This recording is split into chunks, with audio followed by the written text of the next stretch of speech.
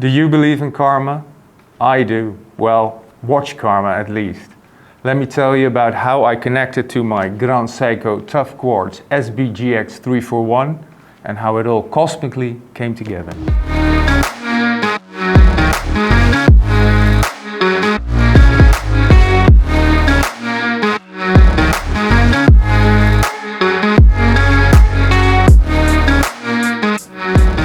Okay, so the story about this watch and me. It all started back in June when Grand Seiko shipped us a threesome of quartz GMT watches that are a part of their sports collection. 40mm cases that immediately caught my eye. It is a modern reinterpretation of the legendary 44 GS case, possibly my favorite watch case of all time. But this one was contemporary, it was angular, it was muscular, and it was even a little bit buff because of the 13 point something height. I loved it. It was a little bit above my budget, so I tried to forget about it. Put it in my top 5 list, the limited edition one, and then tried to forget about it again. And that's when it happened. Gerard, my esteemed colleague, came back from the Fratello Grand Seiko meeting in Paris. They held at the boutique, the first post-pandemic event. And he showed me a picture of a watch. And I was blown away. So I took a look at his small screen on the camera and I saw something with a white dial. Something that looked familiar, yet very, very new and fresh. I recognized the case. It was the same case I saw in those 3 GMT watches. And I flipped through all the photos he took, and at that moment I decided I needed to have that watch. It was love at first sight. So I started looking online for it. Couldn't find it.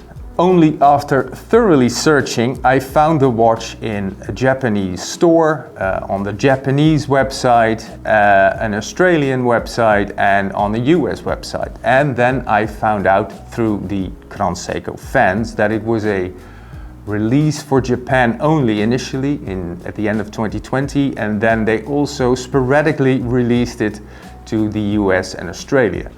I never received a press kit about it. I was completely unaware of the existence of this watch, but I loved it. So what did I do? I contacted Grand Seiko.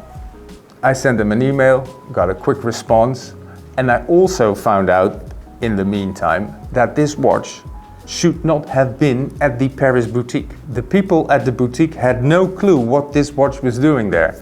Makes sense because it's not available in Europe. Anyway, this is where the karma part comes in, because it was meant to be there.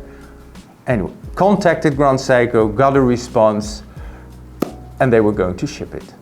I got it out of the box, put it on my wrist. The bracelet was too long, of course, but hey, anticipation is half the fun, so I had to wait a little bit for my colleague Gerard to shorten the bracelet. I can't do it. He is a handy guy, I'm not. But I immediately loved it, and it even looks better in real than it does in the picture.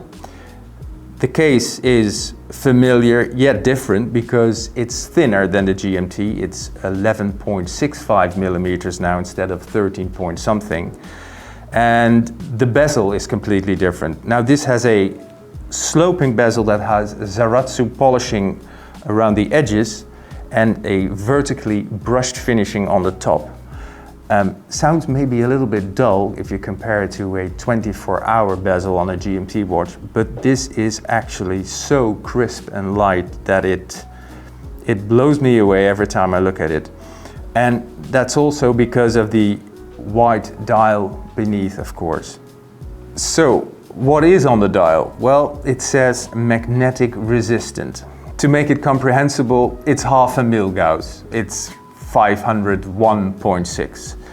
But it says 40,000, ampere per meter. Everybody uses different numbers, but it sounds cool. Well, it is enough for sure in everyday life.